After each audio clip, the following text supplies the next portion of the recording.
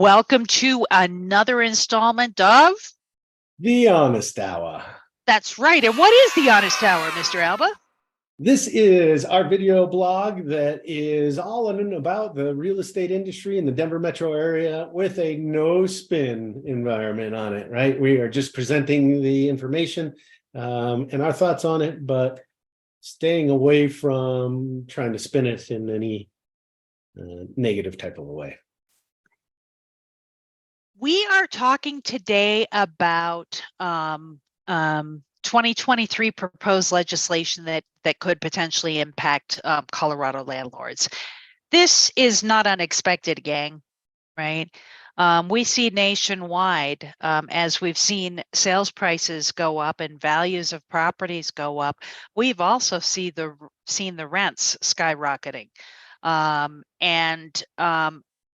States, counties, municipalities, residents are all really grappling with how do we balance the rights of somebody who owns a home to derive the benefits of home ownership, including rental income, with the rights of people to be able to live somewhere, right? I wish I had a magic wand that could satisfy both of those things, but we see a lot of legislation being proposed right now that are all really focused on tenant rights right now. So we wanted to kind of run through and highlight some of them. And if you are invested in properties, or you're thinking about investing in properties, you'd like to have a more in-depth conversation about any of these topics, we'd love to point you in the right direction. That's right. Yeah. I mean, in going back to kind of how you led this out, Rox, I think, there's balance, like you were striving for a balance between those rights that are there. Right. Some of these proposed legislations, I think, may be overreacting to the property rights section and removing some of those. And I want to give them the legislature, the benefit of the doubt. They're looking at it with these institutional investors, right? And saying, hey, these big guys can handle some of these smaller things. But on our property management company, we have small mom and pop owners, right? They maybe have 2, 3, 4 units that they own and are invested in. And these are going to have a disproportionate, or some of these can have a disproportionate effect on their abilities to continue to make an investment return. So we'll see. But this is, again, just proposed legislation. If you're our Colorado voter and you've got specific feelings one way or another in regards to some of this legislation we're going to talk about here, make sure you reach out to your legislature. Let them know how you're feeling. They're supposed to be your voice and looking out for your interests. So make sure they know how you're feeling. Good. So walk us through them, sir. All right. So the first one, House Bill 23-1068, is dealing with pet ownership in these rentals. And basically the high level view of this one is stating that it's going to be non-allowable to charge pet rents or pet security deposits in addition to any rents that may be in the lease that's there. So an interesting one, being Colorado. There's a lot of dog owners that are out there. I don't know the exact history behind it, but obviously tenants are going to be some of those people with homeowners and feeling maybe it's a bit onerous to charge a rent and then on top of it, some additional rents and security deposit for pets. Now, do you know if this would restrict a landlord's ability to restrict for pets? Well, they could potentially restrict unless it's a service animal or an emotional support animal, because there's already legislation on the books that state that you can't, you actually have to accept them if they fall into one of those categories. So if they didn't fall into one of those categories, I can say, Keith, you can't bring a dog onto my property. But if this is passed, it's saying, but if I do let you bring your dog on the property, I can't charge you more or an additional fee because of that dog. Well, it's interesting, and that was brought up on this webinar that was there. The way that my understanding of this bill is written is it specifically tied to a security deposit or a pet rent. The question was brought up, what about just a one-time fee?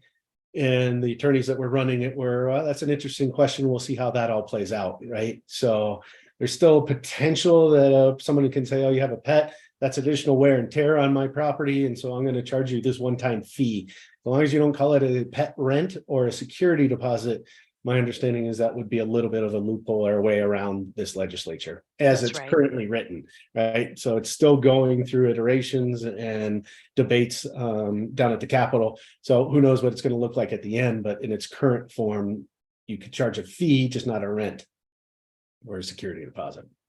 Okay. What's our next one?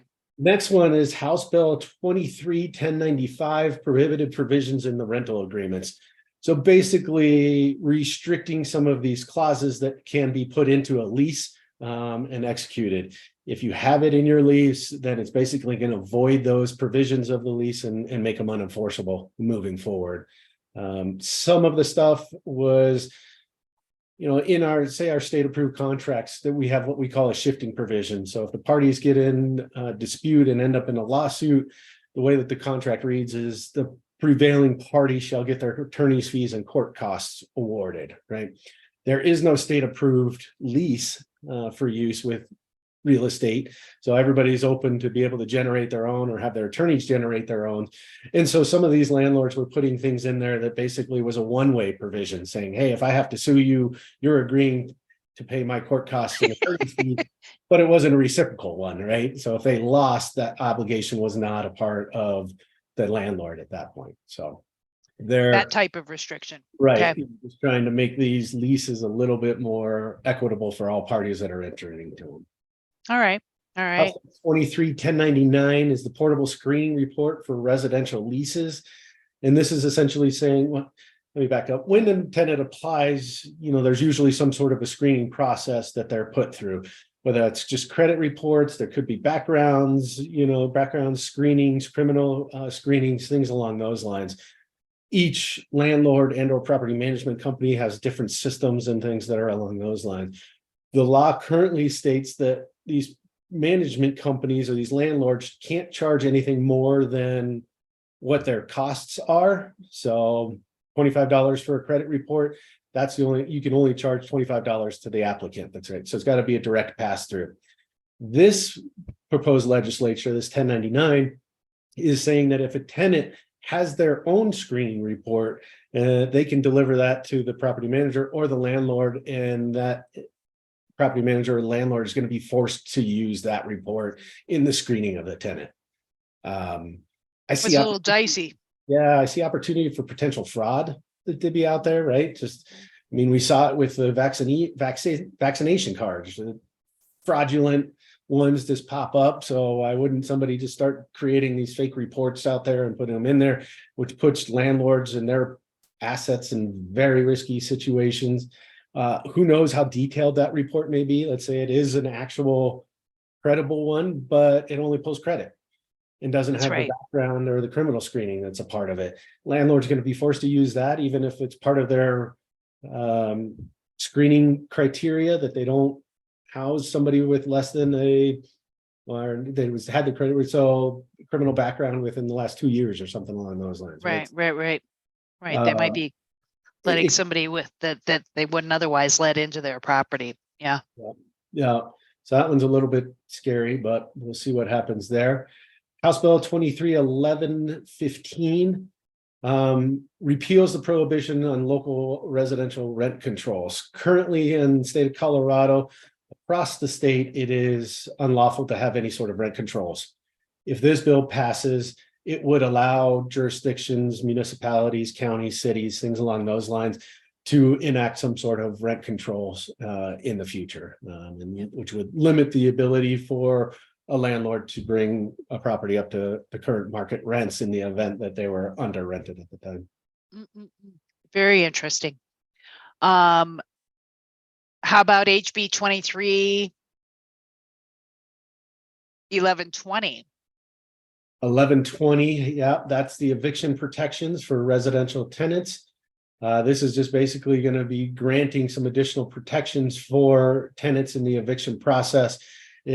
Talking about potentially extending the time from when a court says, yeah, tenant, you were in default of the lease, we're ordering the eviction, it's going to extend the time that the writ of execution is actually issued, which means there's a person that hasn't been paying rent for a period of time in the property. They've gone through the eviction process. The courts have agreed, yes, you're in violation of your lease. You have to get out, but you don't have to get out for, an extended period of time now, which basically means they can continue to live in that property rent free during that piece. So yeah, people will love that. yeah, Oh, yeah.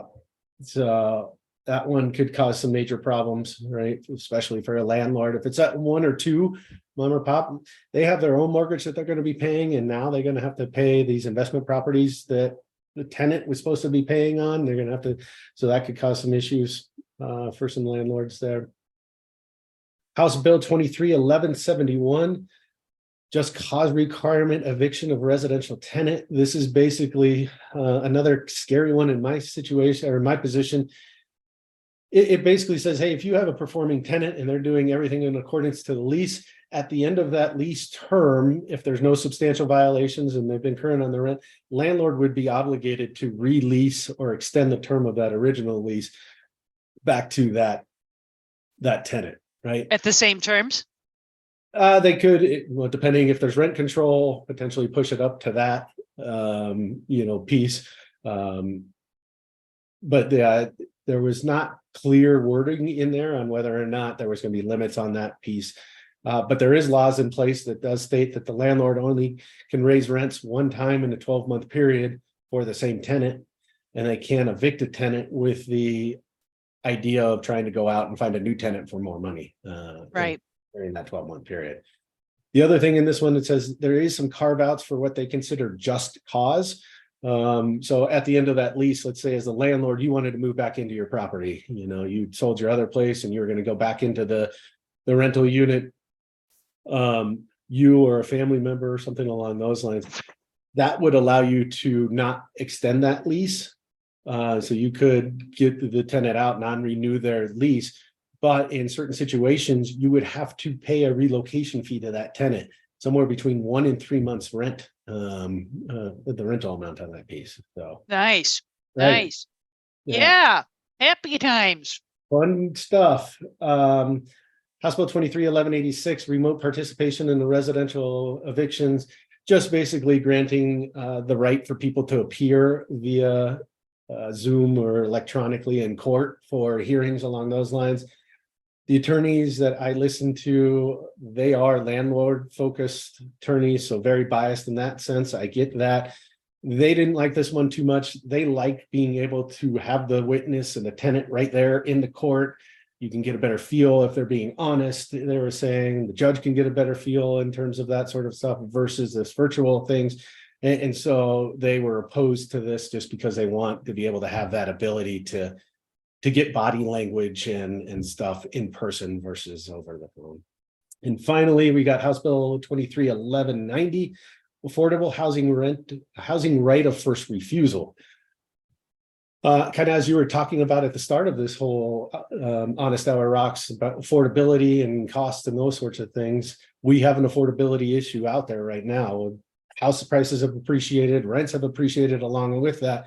And so this is a way for potential municipalities in multifamily 5 units or more type of situations where if a landlord was going to sell the property, they would have to give a first right of refusal to that county or city or something along those lines to buy it and then turn it into affordable housing.